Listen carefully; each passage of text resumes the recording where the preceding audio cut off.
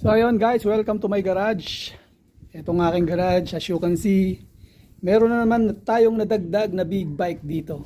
Ito si KTM, Yamaha Mio i125 and my C900. So ito, bago to. I-reveal natin to coming soon. So pakita ko lang konti sa inyo saglit ano. As you can see guys, ayan meron siyang carbon. Pakita ko yan sa inyo coming soon. So i-reveal natin yan, pati spec, yung lakas niya, pati yung kanyang bilis.